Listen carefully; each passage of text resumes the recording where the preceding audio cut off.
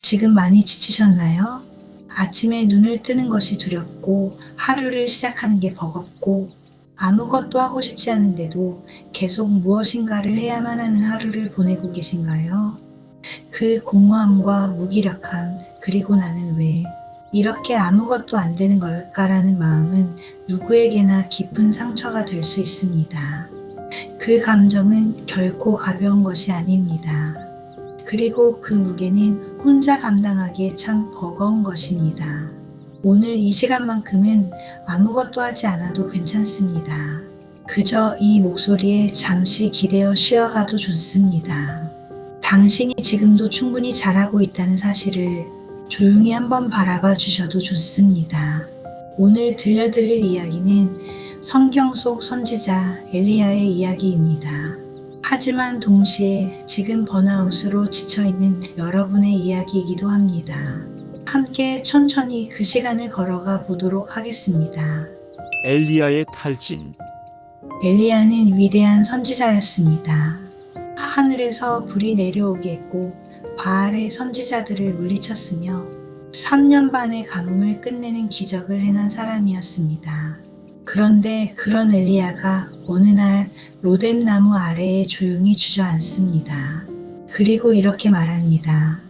여호와여, 넉넉하오니 지금 내 생명을 거두시옵소서. 살고 싶지 않다는 더 이상은 힘들다는 고백이었습니다. 바로 그 위대한 선지자가요. 방금 전까지 놀라운 기적을 행했던 그 사람이요. 혹시 이 장면이 낯설지 않으신가요? 얼마 전까지만 해도 분명히 잘 해내고 있었는데 어느 순간 모든 것이 힘겹게 느껴지고 아무리 애를 써도 더 이상 앞으로 나아갈 힘이 남지 않았던 순간들.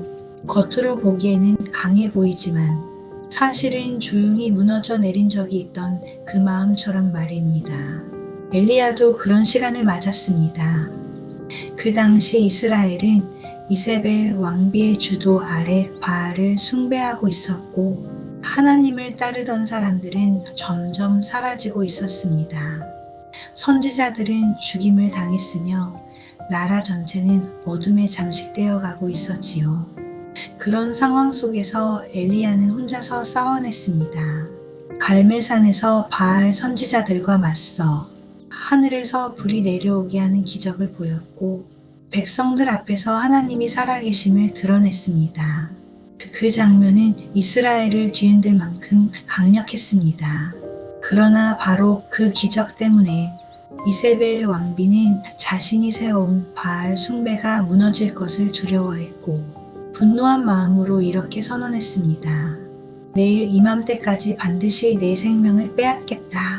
한마디로 말해 내가 너를 반드시 죽이겠다는 공개적인 위협이었습니다. 그 말을 들은 엘리야는 깊은 공포에 사로잡혔습니다. 그동안 너무 많은 싸움을 혼자 버텨왔고 갈멜산의 승리 이후에는 모든 것이 나아질 거라 기대했지만 상황은 오히려 더 악화되었기 때문입니다. 그래서 그는 그 길로 곧장 도망쳤습니다. 그리고 더는 걸을 힘조차 남지 않은 곳에 이르러 로뎀나무 아래 주저앉아 하나님께 자신을 거두어 달라고 말했습니다.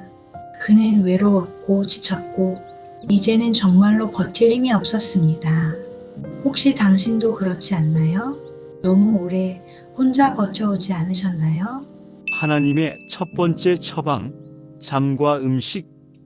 엘리야가 로뎀나무 아래에서 죽기를 구했을 때 하나님은 그를 책망하지 않으셨습니다. 비난도 꾸짖음도 없었습니다. 하나님은 천사를 보내셔서 이렇게 말씀하셨습니다. 일어나 먹으라. 설교도 훈계도 정신력 강조도 아니었습니다. 그저 먹으라라는 단 한마디. 엘리야는 먹고 다시 누웠습니다. 그러자 천사가 다시 와서 말합니다. 일어나 먹으라. 갈 길이 멀다. 이 장면에서 중요한 것은 하나님은 엘리야의 육체적 필요부터 먼저 돌보셨다는 것입니다. 우리에게 필요한 것도 바로 이와 같습니다. 지금 필요한 것은 더 큰 의지력이나 더 강한 정신력이 아닙니다. 필요한 것은 휴식입니다. 따뜻한 식사, 편안한 잠, 잠시 멈추는 시간입니다. 피곤하면 쉬어야 합니다. 배고프면 먹어야 합니다. 힘들면 멈춰야 합니다. 그건 나약함이 아니라 지혜입니다. 하나님도 엘리야에게 그렇게 하셨으니까요. 먹고 쉬어라. 그게 먼저다. 당신도 그렇게 하세요. 오늘만큼은 따뜻한 음식을 드시고 조금 더 일찍 잠들어 보세요. 그게 회복의 첫걸음입니다. 40일간의 여정. 엘리야는 그 떡과 물의 힘으로 40일 밤낮을 걸어 호렙산에 도착합니다. 40일, 하루 이틀이 아닙니다. 이 장면은 우리에게 아주 중요한 사실을 알려줍니다. 회복에는 시간이 필요하다는 것, 번아웃이 하루아침에 찾아온 것이 아니듯 회복도 단숨에 오지 않습니다. 내일 당장 괜찮아지지 않아도 됩니다. 다음 주에도 여전히 힘들 수 있습니다. 그래도 괜찮습니다. 엘리야도 40일이 걸렸으니까요. 회복의 길은 느리지만 그 한 걸음 한 걸음이 모두 의미 있는 여정입니다. 조급해하지 마세요. 스스로를 재촉하지 마세요. 동굴 속의 엘리야. 호렙산에 도착한 엘리야는 동굴 속으로 들어가 그곳에서 밤을 보냅니다. 그리고 하나님께서 그에게 물으십니다. 엘리야야, 내가 어찌하여 여기 있느냐? 그러자 엘리야는 그동안 눌러두었던 마음을 조용히 꺼내놓습니다. 내가 만군의 하나님 여호와를 위하여 열심히 일했습니다. 그러나 이스라엘 자손들이 주의 언약을 버리고 제단을 헐며 선지자들을 죽였고 오직 나만 남았는데 그들이 내 생명도 찾고 있습니다. 이 말에는 지친 한 사람의 마음이 고스란히 담겨 있습니다. 나는 정말 열심히 했습니다. 그런데 아무도 알아주지 않고 오히려 나를 공격합니다. 나는 혼자입니다. 이제는 나마저 위험합니다. 그것이 엘리야가 번아웃에 빠졌던 이유였습니다. 여러분도 비슷한 마음을 느껴본 적이 있으신가요? 하지만 이것은 노력이 부족해서 생긴 마음이 아닙니다. 오히려 너무 열심히 살아온 사람들이 어느 순간 도착하게 되는 깊은 지점입니다. 혼자 버텨온 시간, 제대로 쉬지 못한 세월, 그리고 더는 감당할 힘이 남지 않았다는 느낌. 혹시 지금 그런 마음이 있다면 그건 이상한 것도 나약한 것도 아닙니다. 당신은 정말로 열심히 해왔습니다. 아무도 알아주지 않아도 최선을 다해 살아오셨습니다. 그리고 그 노력을 하나님은 알고 계십니다. 당신이 걸어온 길을, 당신이 버텨온 밤들을 알고 계십니다. 그러니 힘들다면 동굴 속에 잠시 머물러 있어도 괜찮습니다. 멈춰 서 있어도 괜찮습니다. 하나님께서 엘리야를 부르셨듯 당신의 동굴 앞에서도 조용히 기다리고 계십니다. 바람, 지진, 불 그리고 세미한 소리. 하나님께서 엘리야에게 말씀하십니다. 나가서 산 위에 서라. 그 순간 크고 강한 바람이 산을 가르고 바위를 부숩니다. 그러나 그 거센 바람 속에 하나님은 계시지 않았습니다. 바람이 지나간 뒤 땅이 크게 흔들립니다.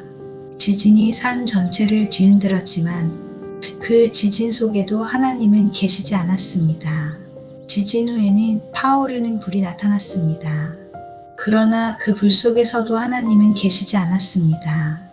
그리고 그 모든 것이 지나간 후 부드럽고 조용한 세미한 소리가 들립니다. 바로 그 세미한 소리 가운데서 하나님이 엘리야에게 임하셨습니다. 이 장면이 우리에게 주는 메시지는 무엇일까요? 우리는 지치고 힘들 때 인생이 한순간에 달라지는 극적인 변화를 기대합니다. 하루아침에 문제가 해결되고 눈에 띄게 상황이 나아지기를 바랄 때가 많습니다. 하지만 회복은 그런 방식으로 오지 않습니다. 거대한 폭발처럼 소리치듯 오지 않습니다. 회복은 세미한 소리처럼 다가옵니다. 아주 부드럽고 아주 조용하게 우리 마음 깊은 곳에 슬며시 스며들듯 찾아옵니다. 어느 날 문득 아침 햇살이 따뜻하게 느껴지는 순간 따뜻한 커피 한 잔이 위로가 되는 순간, 짧은 산책에서 들려오는 바람 소리가 좋게 느껴지는 순간, 그런 작은 변화들이 바로 회복의 시작입니다.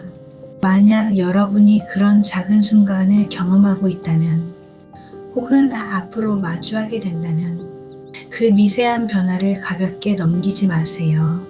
그것이 바로 하나님의 음성일 수 있습니다. 내가 여기 있다. 나는 너와 함께 있다. 하나님은 때로 큰 소리가 아니라 그 조용한 속삭임 속에서 우리 곁에 계십니다. 당신은 혼자가 아닙니다. 세미한 소리 가운데 하나님께서 다시 물으십니다. 엘리야야, 내가 어찌하여 여기 있느냐? 그러자 엘리야는 또다시 대답합니다. 오직 나만 남았습니다. 그때 하나님께서 말씀하십니다. 그러나 내가 이스라엘 가운데 7,000명을 남겨두었으니 그들은 바알에게 무릎을 꿇지도 입맞추지도 않은 자들이다. 7,000명. 엘리야는 자신만 남았다고 생각했습니다. 하지만 실제로는 7,000명이나 되는 이들이 여전히 믿음을 지키고 있었습니다. 그는 혼자가 아니었습니다. 우리도 그렇지 않나요? 세상에서 나만 이렇게 힘든 것 같고, 나만 지쳐있는 것 같고, 나만 뒤에 남겨져 있는 것 같은 순간들. 하지만 그 생각은 사실이 아닙니다. 지금 이 순간에도 당신처럼 지쳐서 로뎀나무 아래 앉아있는 사람들이 있고, 당신처럼 동굴 속에서 조용히 눈물 흘리는 이들도 있습니다. 당신은 혼자가 아닙니다. 그리고 당신을 이해하는 사람도 분명히 있습니다. 아직 만나지 못했을 뿐일 수도 있고, 어쩌면 당신 곁에 있지만 당신이 너무 지쳐서 보지 못하고 있을지도 모릅니다. 그러니 천천히, 아주 천천히 고개를 들어보세요. 당신만의 7,000명이 당신의 삶에도 다가오게 될 것입니다. 새로운 사명. 하나님은 엘리야에게 새로운 사명을 주셨습니다. 가서 하사엘에게 기름을 부어 아람의 왕이 되게 하고, 예후에게 기름을 부어 이스라엘의 왕이 되게 하고, 엘리사에게 기름을 부어 내 뒤를 잇게 하라고 말입니다. 여기서 중요한 것은 하나님이 엘리야에게 혼자 다 하라고 하지 않으셨다는 겁니다. 하나님은 엘리야에게 동력자, 즉 함께 걸어갈 사람을 붙여주셨습니다. 번아웃에서 회복된다는 것은 다시 혼자서 모든 일을 떠안는 것이 아닙니다.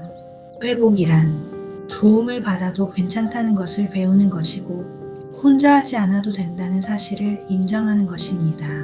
내려놓아도 괜찮다는 것을 아는 것입니다. 당신도 그렇게 하셔도 됩니다.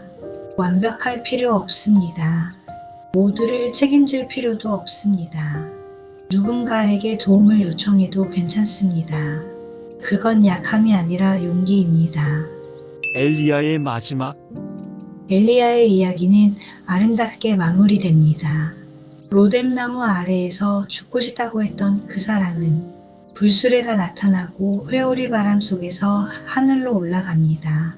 죽음을 경험하지 않고 하늘로 간 몇 안 되는 사람 중 하나가 되었습니다. 이 결말은 우리에게 깊은 희망을 줍니다. 지금의 번아웃이 당신의 마지막 장면이 아닙니다. 지금의 탈진이 당신의 인생을 규정하지 않습니다. 지금 당신이 로뎀나무 아래 있을지라도 앞에는 아직 펼쳐지지 않은 이야기가 남아 있습니다. 아직 경험하지 못한 회복이 있고, 아직 마주하지 않은 새로운 미래가 있습니다. 엘리야가 그랬던 것처럼 당신의 지금도 끝이 아닙니다. 당신에게 전하고 싶은 마음. 오늘 이 이야기를 듣고 있는 당신에게 조용히 전하고 싶은 말이 있습니다. 지금도 충분히 잘하고 있습니다. 당신은 실패한 것이 아닙니다. 오히려 그동안 너무 열심히 살아오셨습니다. 너무 많이 주었고 너무 오래 버텨오셨습니다. 그러니 이제는 잠시 멈춰도 괜찮습니다. 쉬어도 괜찮습니다. 회복할 시간을 가져도 괜찮습니다. 조급해하지 마세요. 스스로를 책망하지도 마세요. 엘리야도 회복하는데 40일이 걸렸습니다. 당신도 천천히 걸어가면 됩니다. 혼자라고 느껴질 때에도 당신은 결코 혼자가 아닙니다. 당신의 곁에는 보이지 않는 7,000명이 있습니다. 그리고 무엇보다 하나님께서는 세미한 소리로 이렇게 말씀하고 계십니다. 내가 여기 있다.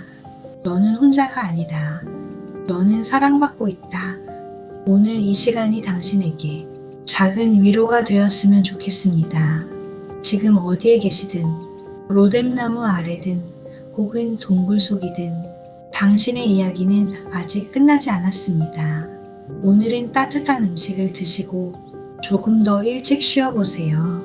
그것이 회복의 첫걸음입니다. 그리고 내일 아주 작은 것 하나라도 시도해보세요.